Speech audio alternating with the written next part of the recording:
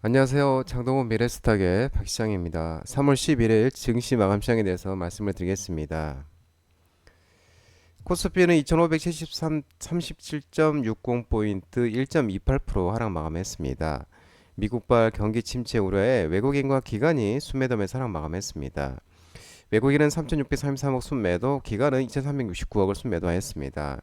다만 개인들이 외국인과 기관의 매도 물량을 받아내면서 낙폭은 줄이는 모습이었습니다. 코스닥 720.50포인트 0.690%, 기관이 871억을 순매도하였습니다. 코스닥은 개인과 외국인이 물량을 받아내면서 낙폭을 줄이는 모습이었습니다. 원달러 환율은 1459.15원, 3시 30분 기준 0.416%였습니다. 미국 경기 침체 우려에 따른 안전자산 선호 심리에 원달러 환율은 상승하는 모습이었습니다. 오늘 특징지를 살펴보도록 하겠습니다. 특징 테마를 살펴보도록 하겠습니다. 로봇, 지능형 로봇, AI 관련 종목들이 상승을 했는데요.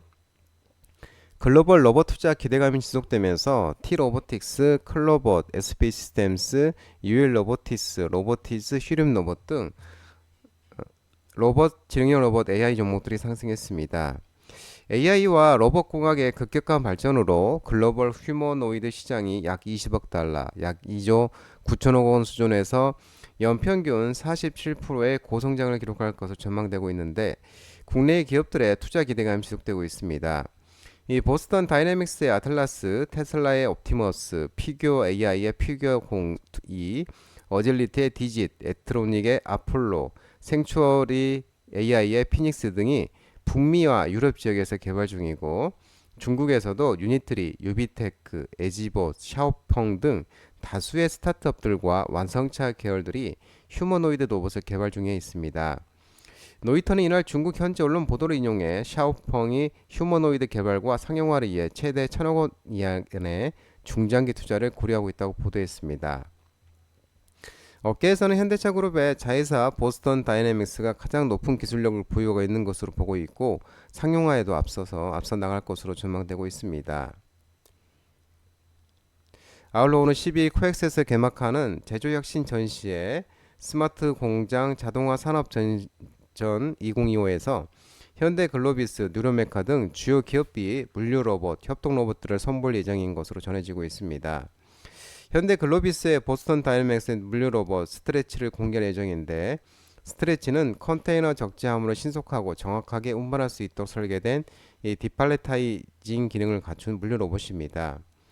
뉴로메카는 국내 산업 자동화를 선도하고 있는 대표 협동 로봇 인디 7과 인디 12를 비롯해 용접 특화 협동 로봇 옵티 시리즈, 다양한 가반 하중을 지원하는 누리 시리즈 등 산업 현장에 최적화된 협동 로봇 솔루션을 대거 선보일 예정입니다.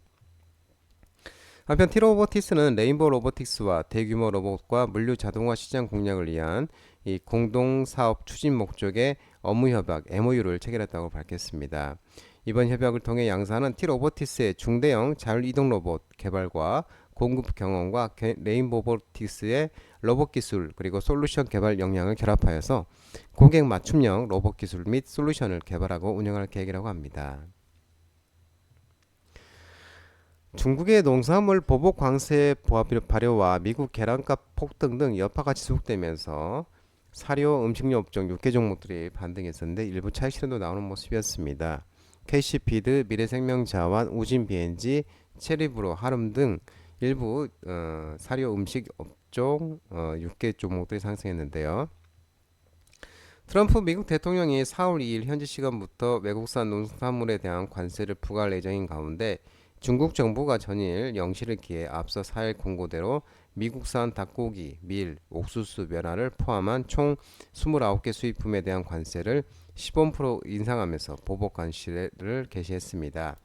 동시에 수수, 대두, 돼지고기, 쇠고기, 수산물, 과일, 채소, 유제품을 포함한 711개 미국산 수입품 관세 역시 10% 높인다고 발표했습니다. 최근 미국에서도 조류 인플루엔자 여파로 계란 공급이 줄면서 계란 가격이 가파르게 오르고 있는데, 유럽과 아시아 국가 등의 계란 수입을 타진하고 있습니다. 전 세계 이 계란 수출국인 폴란드를 비롯해 프랑스, 인도네시아 등의 가금류 단체들이 미국 농무부와 현지 미국 대사관으로부터 수출용 계란에 대한 문의를 받았다고 전해지고 있습니다. KBT 글로벌 시장 점유율 확대 전망 소식에 화장품 종목들이 반등이 나왔는데요. 코디, 파미셀, 클리오, 글로번, 펌텍 코리아, 코스맥스 등 화장품 종목들이 상승했습니다. 화장품 업종에 대해서 하나증권은 비중 확대 의견을 유지한다면서 KBT의 글로벌 시장 점유율 확대가 올해에도 지속될 것을 기대한다고 밝혔습니다. 올해 수출 성장률은 13%로 전망한다며 수출을 주도했던 미국과 일본이 올해 높은 기저와 경쟁 확대로 둔화되나 유럽과 중동 등 일부 지역에서의 성장 가속이 나타나며 높은 기저에도 불구하고 K뷰티의 수출은 두 자릿수 성장을 이어갈 것으로 전망하고 있습니다.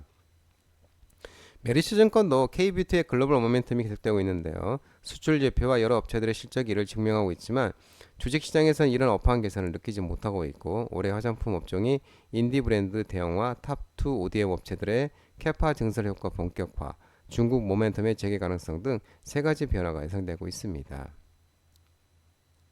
NH증권에서는 화장품 패션 기업들의 실적 모멘텀 공백이 주가에 이미 반영됐고 본격적인 밸류레이션 리레이팅을 기대하기는 어려우나 2, 3분기 재차 실적 가시성이 높아질 것으로 예상하면서 비중 확대를 공고한다고 밝혔습니다. 특히 화장품 섹터의 경우에는 3월 수출 기저가 낮고 성수기 진입으로 재차 성장 구간에 돌입할 것으로 추정하고 있습니다. 테슬라 주가가 15.43%로 주가가 급락하면서 또한 미국 경기 둔화 우려에 2차전지 전기차 종목들이 일제 하락했습니다.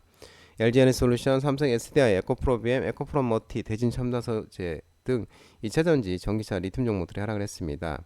간밤 뉴욕 증시는 트럼프 대통령의 관세를 추진하다 보면 경제가 일시적으로 충격을 받을 수 있다고 언급하는 등 경기 침체 우려가 커지면서 3대 지수가 모두 급락한 가운데 테슬라가 15.43% 약 5년 만에 최대 낙폭을 기록했습니다. 또 UBS 그룹이 테슬라의 1분기 연간 매출 예상치를 모두 하향 조정하고 또 UBS는 1분기 테슬라가 이전 예상치보다 16% 감소한 36만 7천 대의 차량만 인도할 것을 예상했고 올해 인도량은 작년보다 적어지면서 5% 감소할 것으로 전망되고 있습니다. 또한 미국 경기 둔화 우려도 악재로 작용했는데 트럼프 대통령을 비롯한 트럼프 행정부의 주요 수장이 미국 경기 둔화 가능성을 배제하지 않으면서 미국 경기 둔화 우려가 촉발됐습니다. 트럼프는 폭스뉴스와의 인터뷰에서 우리가 하는 일은 미국에서 불을 다시 가져오는 과정이라면서 일정한 가도기적 시기가 필요하다고 밝혔습니다. 이어서 일시적인 경기 둔화 가능성이 있지만 장기적으로는 관세 인상이 미국 경제에 도움이 될 것이라고 언급했습니다. 케빈 해스 미국 백악관 국가경제위원회 위원장도 경제에 대해서 매우 낙관적이지만 1분기 GDP 감소도 염두에 두고 있다며 일시적인 경기 둔화를 용인하겠다는 의사를 드러냈습니다. 반도체, IT, 인터넷 대표 종목들도 하락했습니다. 미국 대형 기술주들의 급락 등에 하락을 했는데요. 삼성전자, SK하이닉스, 한미반도체, 오픈엣지 테크놀로지, 네페스, 네이버, 카카오, 삼성 SDS 등 이 반도체, IT, 인터넷 대표 종목들도 하락을 했습니다. 앞서 말한 것처럼 간밤 트럼프 대통령의 관세 추진하다 보면 경제가 일시적으로 충격을 받을 수 있다고 언급하는 등 경기 침체 우려가 커지면서 3대 지수 모두가 급락했습니다. 기술주 중에 나스닥은 4.0%로 폭락을 했었고 다우는 2.08, S&P 500 2.70% 급락했습니다. 필라델피아 원더지수도 4.85%로 폭락을 했습니다.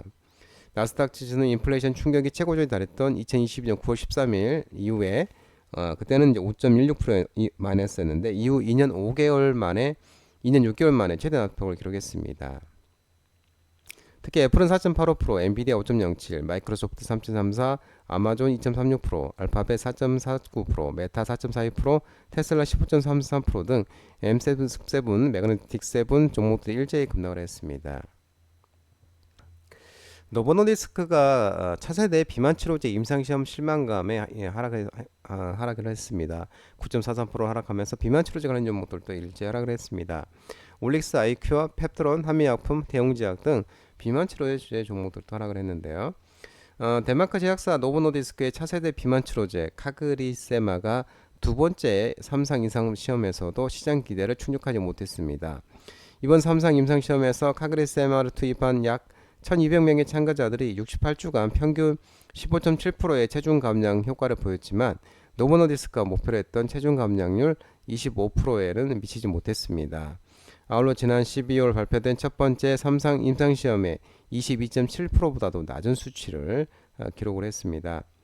이어 관계자가 카크린 세마가 젯바운드를 능가할 것으로 기대했던 투자자들에게는 상당히 아쉬운 결과라면서 이 향후 시장 점유율 경쟁에서 어려움을 겪을 수 있다고 밝히는 모습이었습니다. 비트코인이 8만 달러 하회하면서 또 미국 가상화폐 관련주들이 급락하면서 비트코인 관련 종목도 하락을 했습니다. T-사이언티픽, 컴퓨터 홀딩스, 제이션 시스템, SBI 인베스트먼트, 우레기술 투자 등 가상화폐 두나무 종목들이 하락을 했는데 간밤 뉴욕 증시 경기 둔화를 속에 위험자산 회피 심리가 고조되면서 3대 지수 모두가 급락하면서 비트코인 가격이 다시 8만 달러 선 아래로 떨어졌습니다.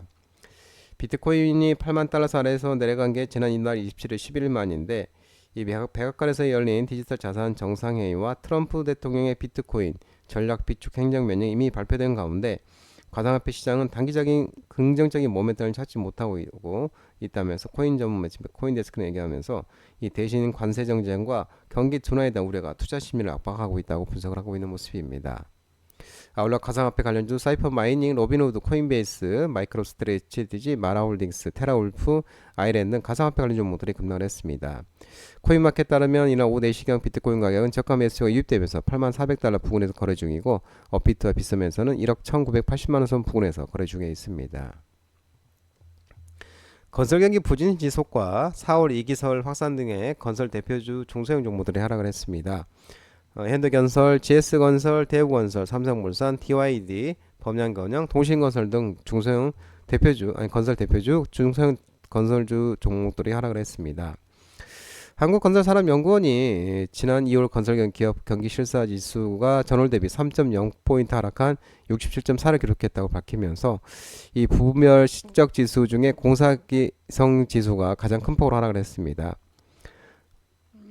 아울러 또 올해 들어 중견 건설사들의 잇따라 법정 관리에 들어가면서 이른바 건설업계 4월 2기설이 재점화되고 있는 것으로 전해지고 있는 모습입니다.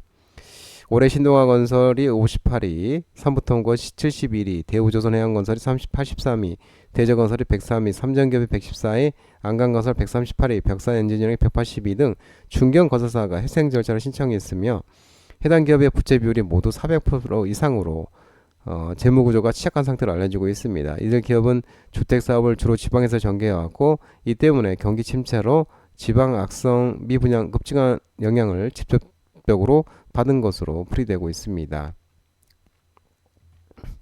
한편 한국건설산업연구원위원이 종합전망지수가 100 이하로 건설 경기에 대한 부정적 전망 비중이 높은 상황에서 지속되고 있다고 또 언급하고 있는 모습입니다. 장동호 미래스탁 전화번호는 116-3797입니다. 하지만 자본시장법 개정으로 인해 이 번호는 수신 및 착신이 거부됐기 때문에 참고하시기 바랍니다. 끝으로 장동호 대표 유튜브 채널 구독과 좋아요 많이 부탁드리고요. 알림 설정도 꼭 해두시기 바랍니다. 유튜브 채널 아래 보면 공유가 있습니다. 공유, 소개 링크 많이 부탁드리고요. 오늘 시장 모든 분들 고생 많으셨고 남은 시간 평안한 시간 되시기 바랍니다. 감사합니다.